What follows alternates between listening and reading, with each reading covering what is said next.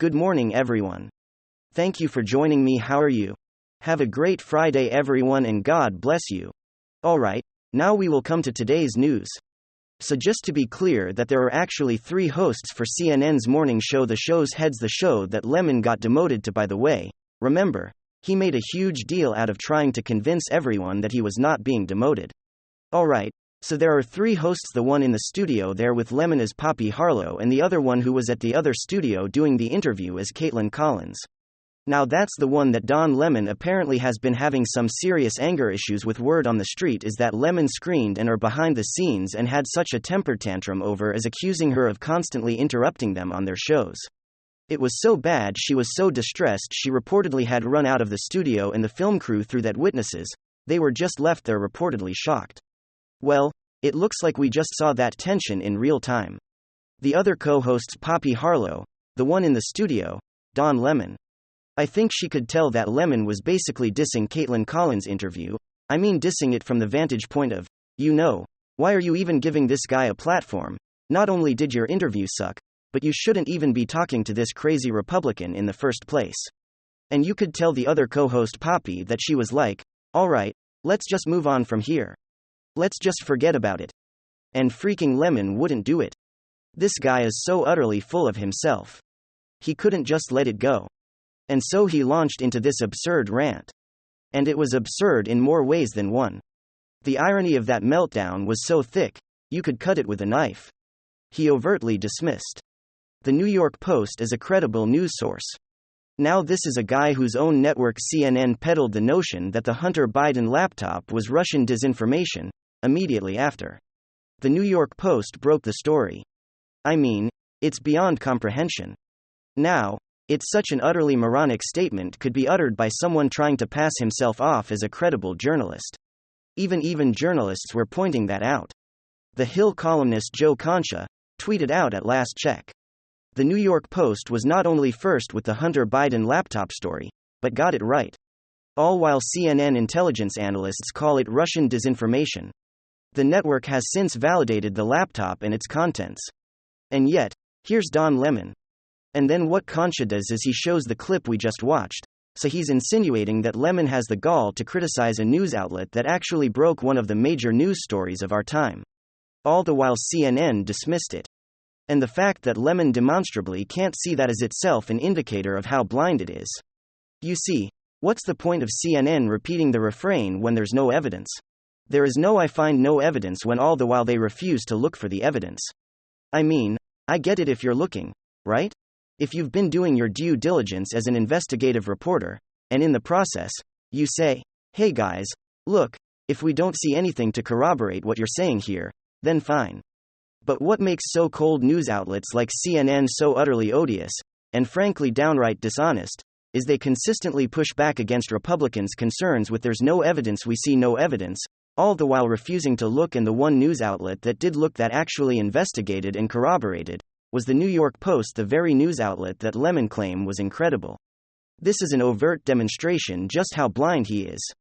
But that blindness is itself an indicator of something even bigger that's going on here, and this is what I think the downfall of Don Lemon really represents. Right now.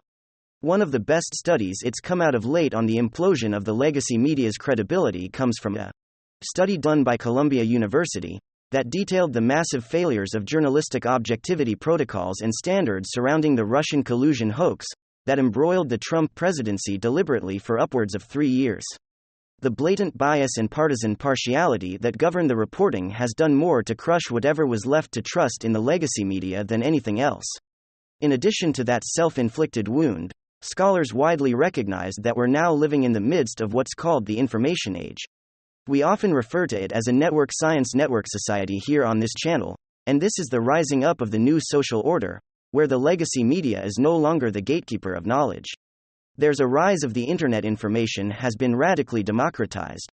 It's been decentralized away from monopolistic institutions of control, like the legacy media. And now it's available to everyone through digital networks, primarily the internet. Of course, today, everyone with a cell phone is, in effect, the cameraman. Everyone with a social media platform is abundant.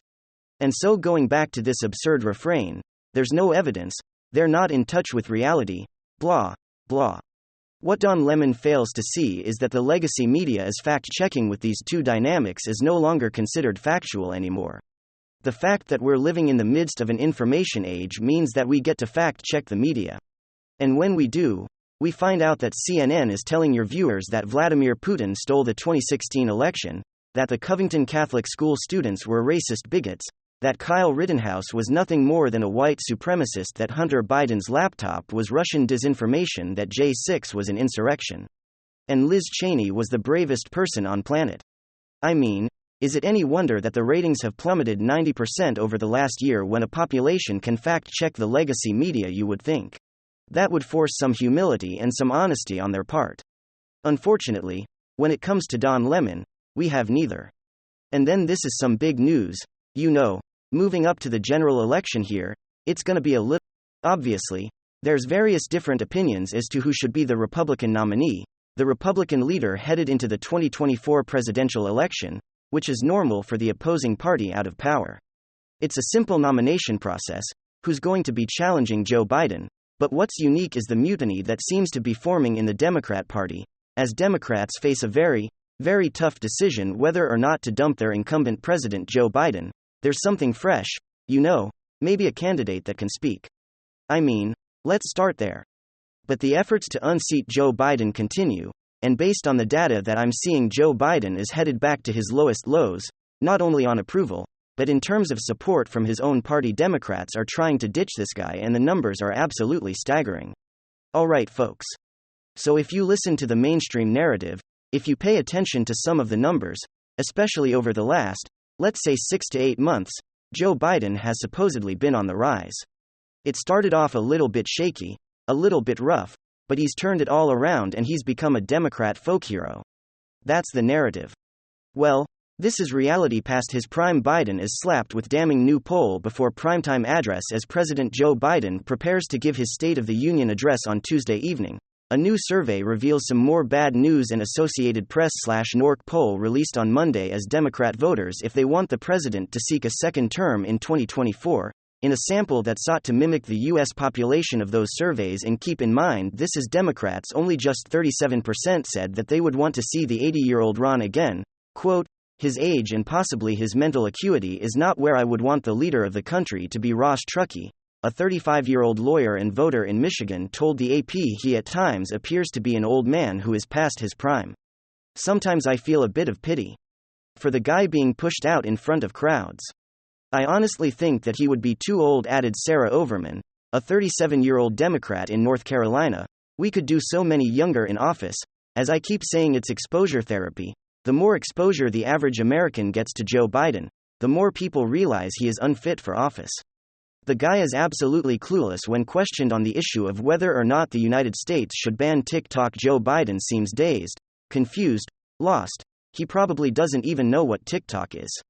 It's arguably one of the biggest national security concerns, but Sleepy Joe doesn't have the mental acuity, as Democrats said themselves, to even grasp or understand the issue.